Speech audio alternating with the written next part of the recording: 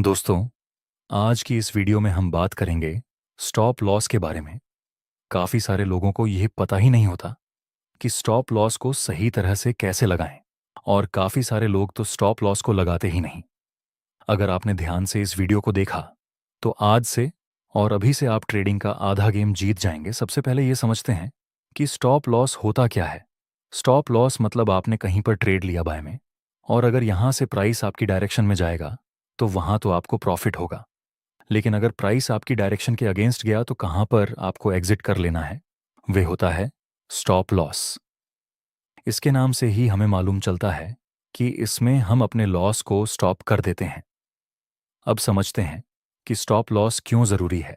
तो इसका काम होता है, प्राइस आपकी डायरेक्शन के अगेंस्ट जाता है, तब अगर आपने सही तरह से स्टॉप लॉस नहीं रखा तो फिर आपका जितना भी कैपिटल है वह सारा का सारा ज़ीरो भी हो सकता है। और स्टॉप लॉस इसलिए भी ज़रूरी है क्योंकि ट्रेडिंग में कोई भी स्ट्रेटजी ऐसी है ही नहीं जिसके एक्यूरेसी 100% हो। मतलब अगर आप 10 ट्रेड लेते हैं तो उसमें से 2-3 बार तो प्राइस आपके डायरेक्शन के अगेंस्ट जाएगा ही जाएगा। तो इसलिए भी स्टॉप लॉस को लगाना बहुत ज़रूरी रहता है। अब आपने ये तो सीख लिया कि स्टॉप लॉस क्या है, उसे लगाने की नीड क्या है, लेकिन फिर भी ये चीज़ मालूम होने के बावजूद भी कुछ लोग स्टॉप लॉस नहीं लगाते। और वे लोग ऐसा क्यों करते हैं, इसको हम एक एग्जाम्पल से समझते हैं। सपोज आपने यहां पर बाय में ट्रेड किया और इस कैंडल के नीचे अपना एसएल रखा।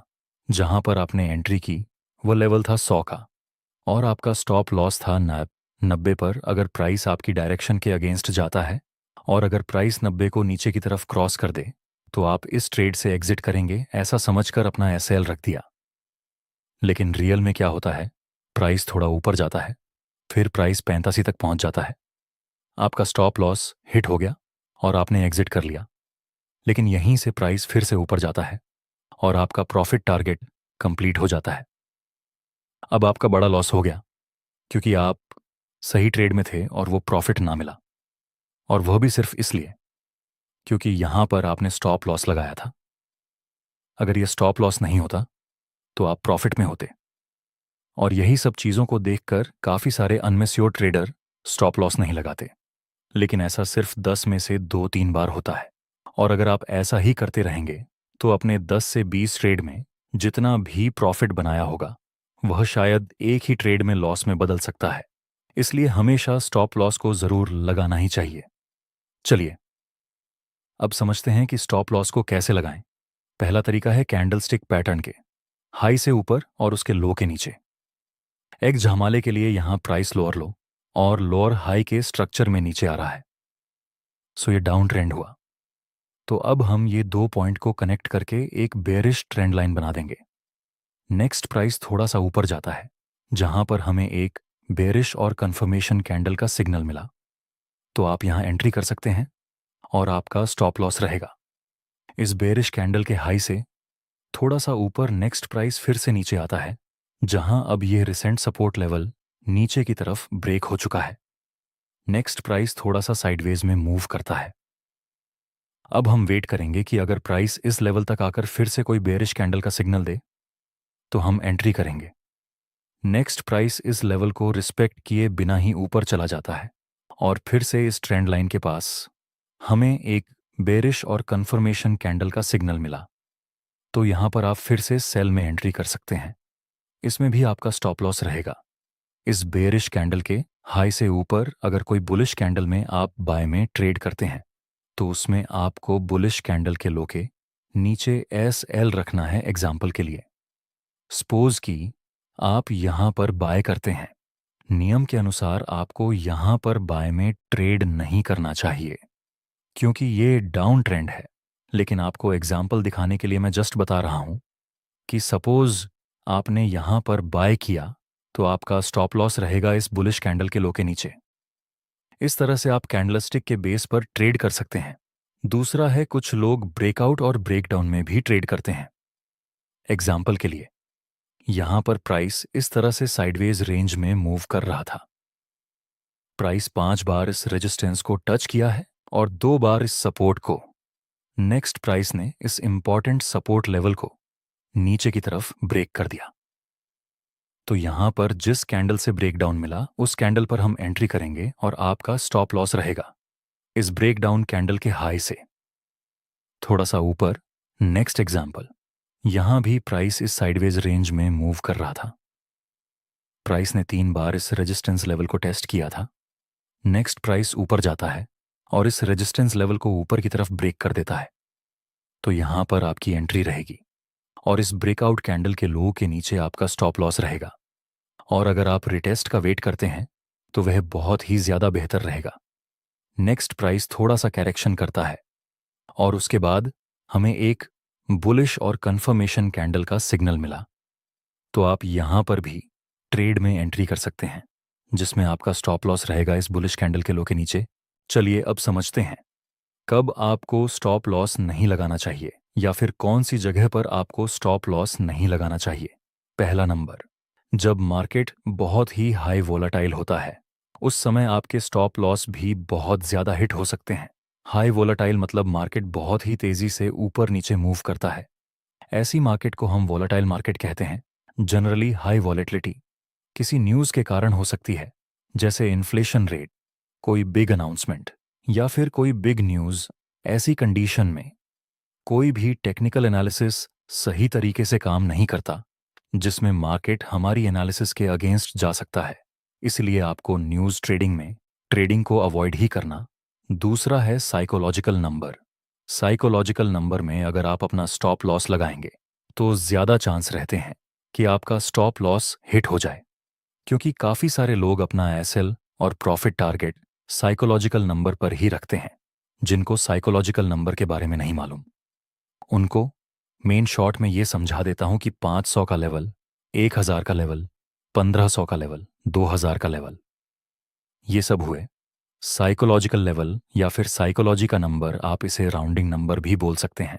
दूसरा, कुछ लोग सपोर्ट और रेजिस्टेंस के पास स्टॉप लॉस लगाते हैं। एग्जाम्पल के लिए, यहां पर प्राइस ने डबल टॉप की फॉर्मेशन बनाई, फिर प्राइस इस लेवल तक आता है जो कि अब रेजिस्टेंस का काम करेगा।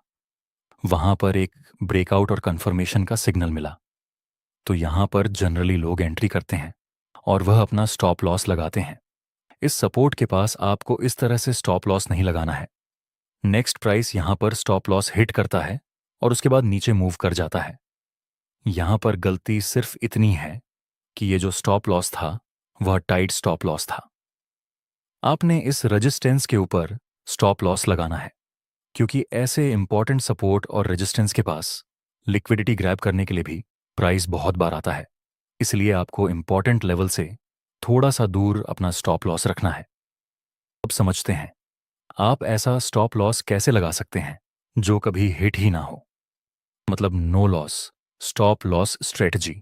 अब no loss stop loss strategy में ऐसा नहीं होगा कि आपने कहीं पर बाय कर लिया और स्टॉप लॉस लगा दिया इतना बड़ा, इस तरह से नहीं। लेकिन इसकी एक प्रोसेस है जो मैं आपको बता रहा हूं। इसको हम एक एग्जाम्पल से देखेंगे। यहां पर प्राइस स्टार्टिंग में डाउन ट्रेंड में मूव कर रहा था। उसके बाद ये रिसेंट स्विंग हाई ऊपर की तरफ ब्रेक हो चुका है।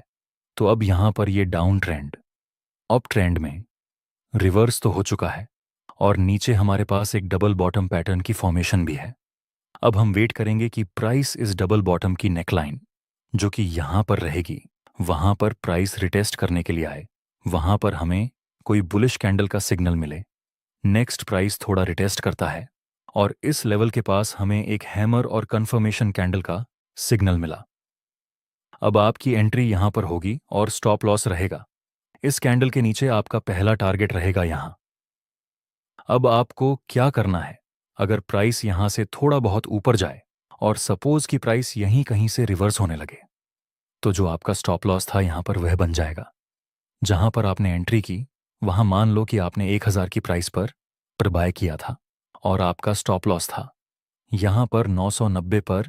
प्राइस थोड़ा ऊपर जाती है 1005 के आसपास और यहीं से नीचे गिरने लगती है।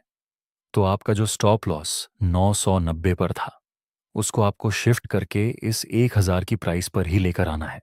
मतलब आपका प्रॉफिट भी नहीं हुआ और लॉस भी नहीं हुआ। और अगर प्राइस यहां से ऊपर की तरफ मूव करती है तब तो फिर आप होल्ड करेंगे। नेक्स्ट प्राइस ऊपर जाता है जिसके साथ यहां स्टॉप लॉस हिट नहीं हुआ। चलिए एक दूसरा एग्जाम्पल दिखाता हूं। यहां पर एक हेड एंड शोल्डर पैटर्न की फॉर्मेशन थी। फिर प्राइस इस हेड एंड शोल्डर की नेकलाइन के पास आता है और यहां पर हमें एक बेरिश और कंफर्मेशन कैंडल का सिग्नल मिला। तो आपका एस एल रहेगा इस बेरिश कैंडल के ऊपर और प्रॉफिट टारगेट रहेगा इस सपोर्ट तक। नेक्स्ट प्राइस थोड़ा नीचे गिरता है। अगर प्राइस यहां से ऊपर जाता है तो हमने जहां पर सेल किया वहां पर हम अपनी पोजीशन से एग्जिट कर देंगे। नेक्स्ट प्राइस ऊपर जाता है तो यहां पर जो हमारा स्टॉप लॉस था उसे हमें थोड़ा सा ट्रेल करके आगे लेकर आएंगे। यहां हमने खरीदा और यहीं पर हमने बेच दिया। मतलब हमारा प्रॉफिट भी नहीं हुआ और हमारा लॉस भी नहीं हुआ। और फिर प्राइस यहां से ऊपर चला गया। ऐसा आपके साथ हर बार नहीं होगा, लेकिन मोस्ट ऑफ केस में आप बड़ा लॉस नहीं उठाएंगे इस स्ट्रेटजी को यूज करके। तो इस तरह से आप अपने स्टॉप लॉस को मैनेज कर सकते हैं। और आपको ये वीडियो कैसा लगा हमें कमेंट में ज़रूर बताना।